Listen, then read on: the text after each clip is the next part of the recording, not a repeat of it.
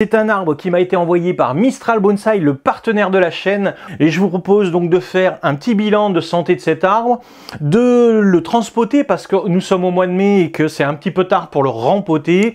Nous allons également le nettoyer et puis nous discuterons de sa future mise en forme. Avant d'aller plus loin dans cette vidéo, je vous invite à rejoindre le Nejikan Club en cliquant sur le bouton rejoindre juste à côté du bouton abonner et vous aurez tout un tas d'avantages.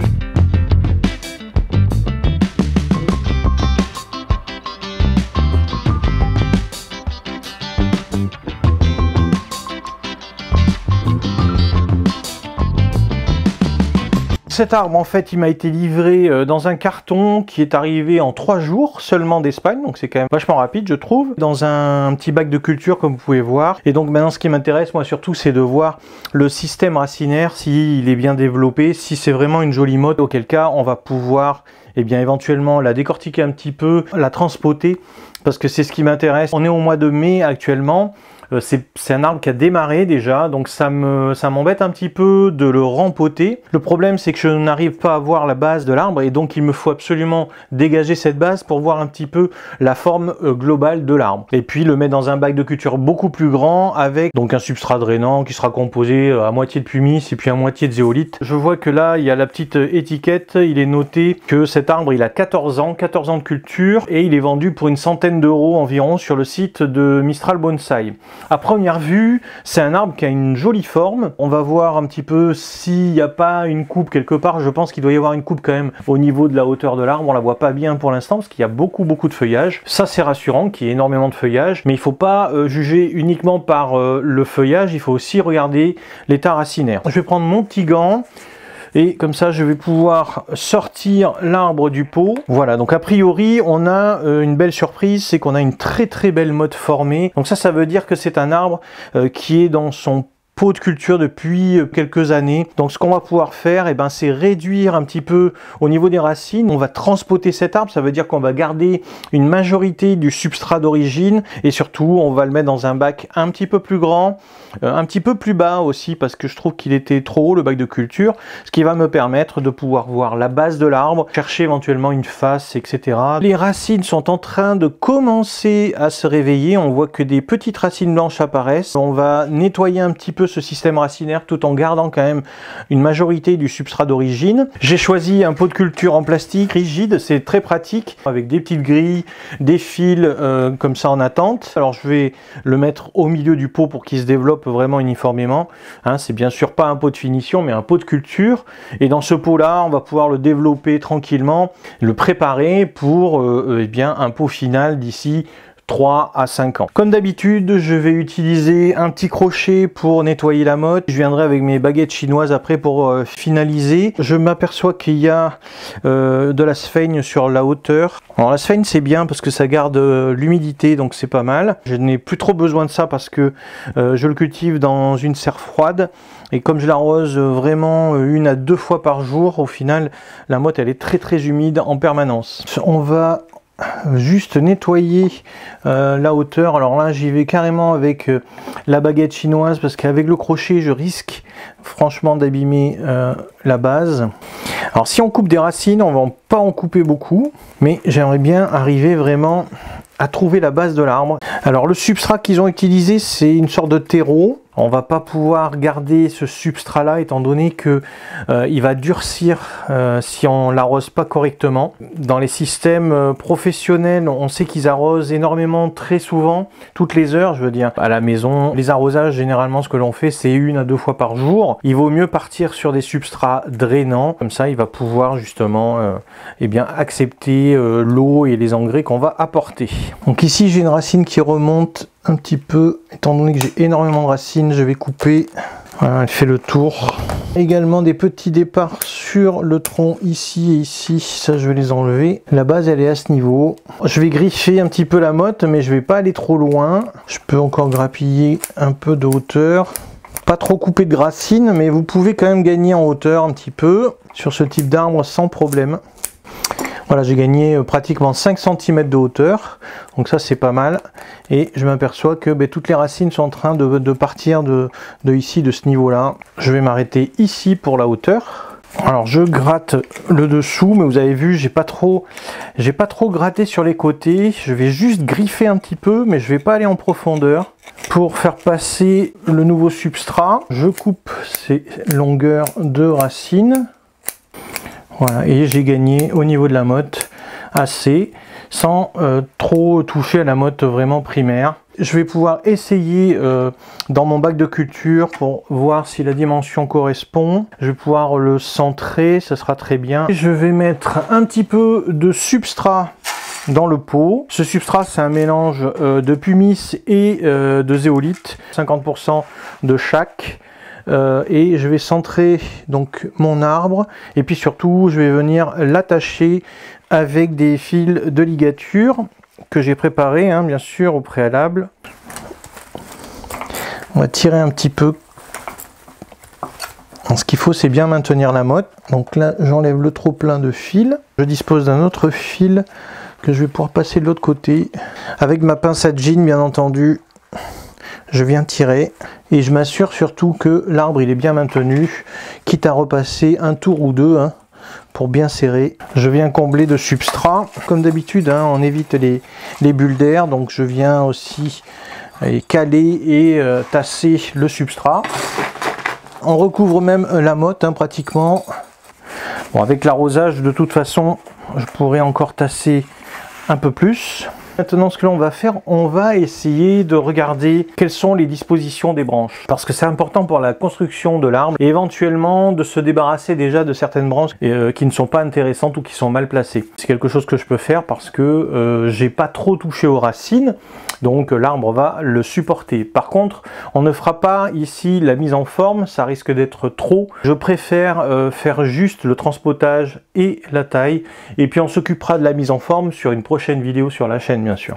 Alors je m'aperçois, hein, que j'ai laissé la petite étiquette. Elle précise quand même que l'arbre il a 14 ans, que c'est un persistant. Il y a quelques petites recommandations. Un bonsaï est une petite partie de nature régie par les principes du zen. Naturalité, simplicité, asymétrie et concentration de l'essentiel.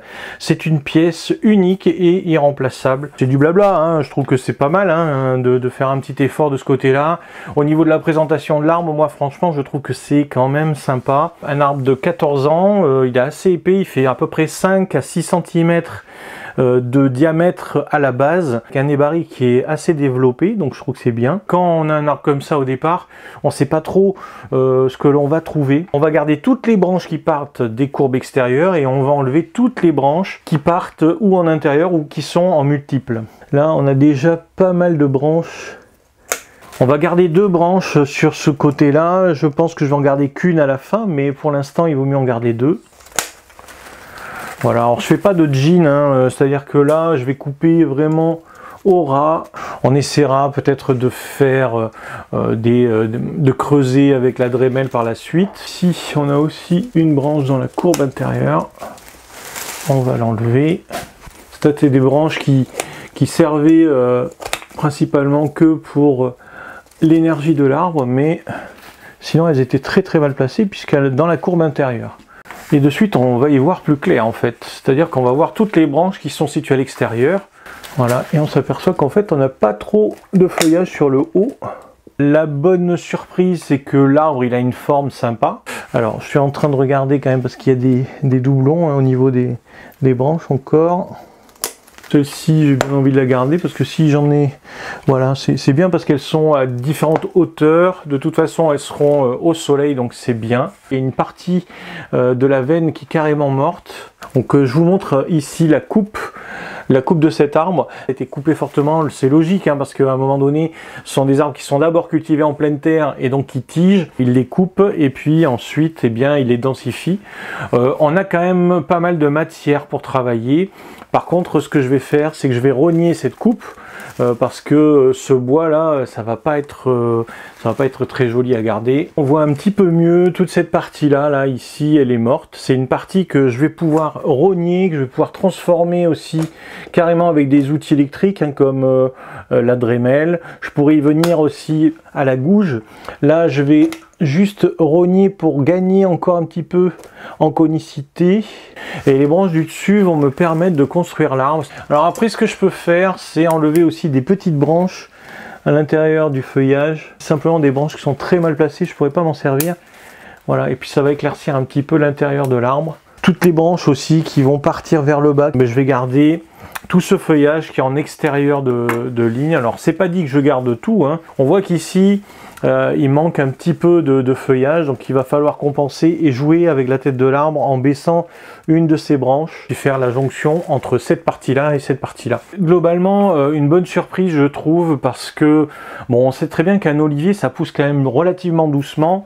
Là, la méthode qu'utilise Mistral, bah, elle est assez bien je trouve. On a une conicité, alors j'ai récupéré quand même de la conicité par rapport à la coupe forte qu'il y a eu en haut. Je vais pouvoir aussi jouer sur cette veine en faisant un travail sur le bois mort, donc ça peut être amusant. Pas de grosse surprise franchement, si ce n'est que il va falloir bien sûr apprendre à construire. Alors c'est un arbre qui est vendu comme un pré-bonsaï chez Mistral, adapté pour des gens qui veulent faire des travaux sur des arbres, qui veulent apprendre à travailler, éventuellement faire des ateliers, en sachant que on va commencer à le ligaturer peut-être en fin d'année, voire l'année prochaine, et puis chaque année on va essayer de travailler non seulement sur le positionnement des branches, mais aussi sur la densification. Aujourd'hui, un arbre à 100 €, on trouve pas énormément de choses. On dispose d'un arbre qui fait environ 30-35 cm, allez 40 cm de haut pour l'instant, bien sûr, avec les tiges et tout ça, mais une fois qu'il sera fini, il fera aux alentours de 30 cm de haut, 35, 6 à 7 cm de diamètre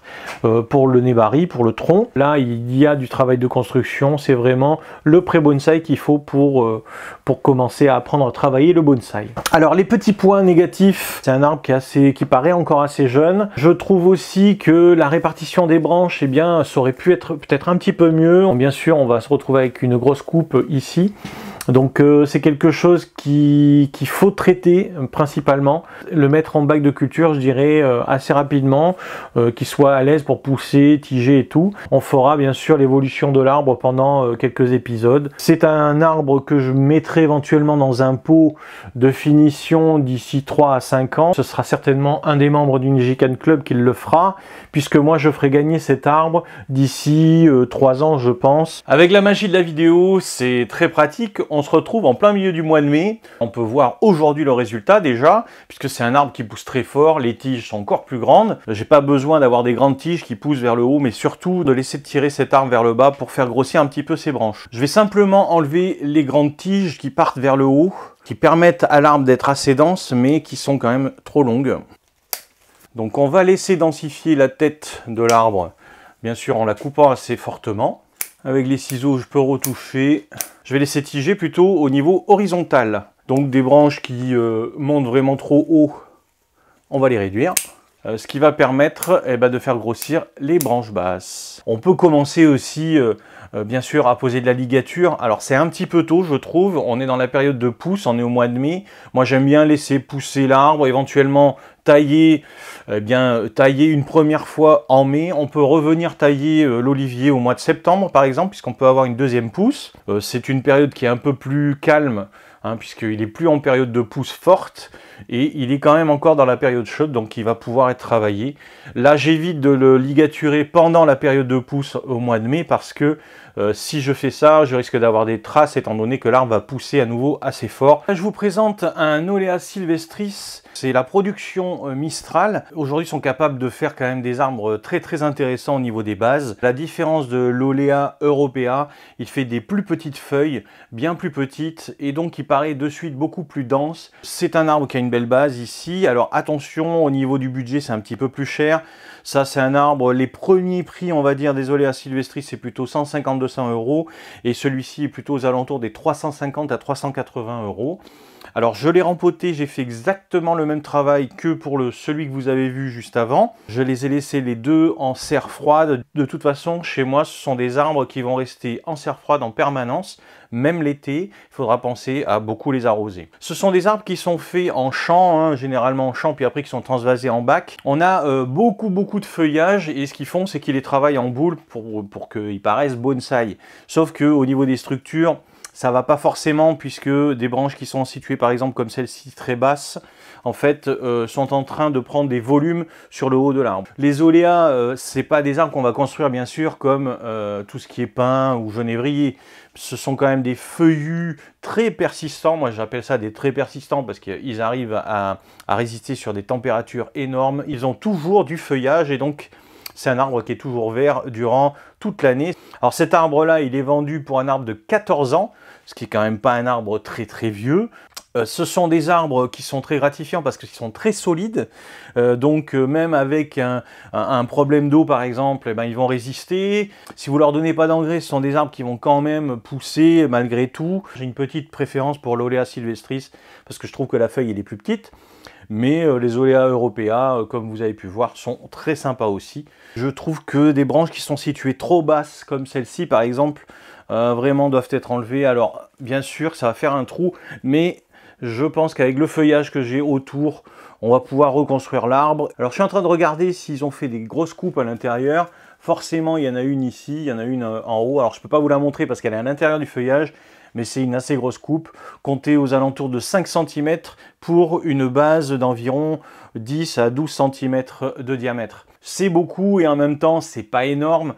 Il va falloir bien sûr le travailler avec des gouges. Donc il va falloir couper judicieusement pour ne pas perdre quand même l'ensemble du feuillage. Je trouve que ce qui serait bien, c'est qu'on puisse voir par exemple la silhouette du tronc. Et donc, je vais me permettre de couper cette branche ici. Je vais nettoyer un petit peu. Alors, on voit justement maintenant eh bien, la silhouette du tronc. Ce que je veux éviter absolument, c'est d'avoir des branches trop basses. Celle-ci peut faire office de profondeur. Mais en même temps, elle est dans le creux. Comme elle est dans le creux, je vais l'enlever. C'est un arbre que je vais construire avec de la ligature. Ça pourra faire l'objet bien sûr d'une autre vidéo. Je vais tailler un petit peu toutes les tiges qu'on voit vers le haut, à commencer par celle-ci. Voilà, là je n'ai pas bien sûr besoin que les branches grossissent en bas. Voilà, je récupère juste le gabarit de l'arbre et j'enlève toutes ces tiges. Donc ici, mais là de nouveau, une belle apparence. On peut aller loin en plus dans la construction et dans la densification avec les Olea sylvestris. C'est pas du tout le propos de cette vidéo. Le propos de cette vidéo, c'était de vous montrer un petit peu les exemples que peuvent nous procurer Mistral. Voilà, il y en a pour tous les goûts, on va dire. Bien sûr, là, 350 €, ça commence à être un budget assez conséquent. Mais il y a des arbres plus petits, vous avez le choix. Il y a des coupes, hein, comme dans toutes les cultures en pleine terre, il y a forcément des coupes. Je sais que parmi vous, il y en a certains qui vont se dire « Ah ouais, mais ils lui ont envoyé un arbre super sympa. » Ici, il y a une énorme racine et il y a un pont. Vous voyez, donc la base de l'arbre, elle est de ce côté-là. Ce sont des arbres pour apprendre à travailler, tailler, mettre en forme, éventuellement poser de la ligature. Ici, on est sur un budget quand même, mais c'est un budget pour apprendre à travailler et éventuellement pour avoir quand même une pièce de qualité, puisqu'à 350 €, on commence à avoir déjà un arbre intéressant. Un petit peu de mastic sur la plaie, c'est toujours important de mastiquer une plaie, de ne pas la laisser à l'air libre. Voilà, j'espère que cette vidéo vous a plu sur l'olivier, hein, les oliviers qui viennent de chez Mistral. Olea europea ici, et puis Olea sylvestris. Ce sont des arbres qui sont très gratifiants, je trouve qu'ils sont très très sympas à cultiver. Mon avis sur les arbres qui viennent de la pépinière Mistral, eh bien, pour de la production, je trouve que c'est pas mal, ça a du mouvement, c'est intéressant à travailler, il y a pas mal de choses à faire dessus. Bien entendu, il y en a pour toutes les bourses. Vous pouvez me dire dans les commentaires ce que vous en pensez, si vous trouvez que c'est sympa ou que c'est pas sympa. Donc pour être clair aussi, hein, ce sont des arbres qui m'ont été envoyés par Mistral. En aucune façon, ils me rémunèrent pour ça. Donc je peux dire ce que je veux sur l'état des arbres, l'état, la qualité, etc. Je peux critiquer, je peux dire que c'est bien, je peux dire que c'est mal. Moi, personnellement, j'ai un faible pour le sylvestris. Je trouve que c'est plus sympa, c'est beaucoup plus dense. Ça a un rendu, on le voit bien d'ailleurs sur la vidéo. On voit bien que là, le feuillage est un peu hirsute. Celui-ci est déjà bien compact. Après, de près, il va falloir quand même travailler au niveau des structures pour faire quelque chose de plus joli. Moi, je trouve que quand même, c'est une belle proposition et que ça méritait de faire une vidéo sur le sujet. Les racinaires sont très propres chez Mistral. Vous pouvez vraiment partir sur une bonne base. Et puis ensuite, c'est à vous de construire votre arbre parce que ce sont quand même des arbres de travail, d'atelier, on va dire. pouvez aussi investir dans des petits bouquins qui font. Donc il y avait il y a longtemps un livre qui est paru sur les oliviers de bonsaï, écrit par notamment Alain Arnaud et Thierry Font, accompagné bien sûr de Miguel et de François Jecker. Ils avaient fait un bouquin, donc ça c'est le bouquin qui est paru 20 ans plus tard. Les auteurs c'est Joseph, Maria et Miguel. Je l'ai potassé, je trouve que c'est très bien fait, ils expliquent très bien les cultures. C'est une mise à jour vraiment de ce bouquin là. Bon après c'est bien d'avoir les deux, mais je trouve que le dernier bouquin il est vraiment très bien fait. Il y a de belles photos, il y a des beaux schémas, on peut voir hein, les schémas et tout. Tout est bien expliqué. Ces bouquins ainsi que les arbres seront à gagner dans le Nejikan Club. Vous pouvez nous rejoindre en cliquant sur le bouton justement rejoindre juste à côté du bouton abonner.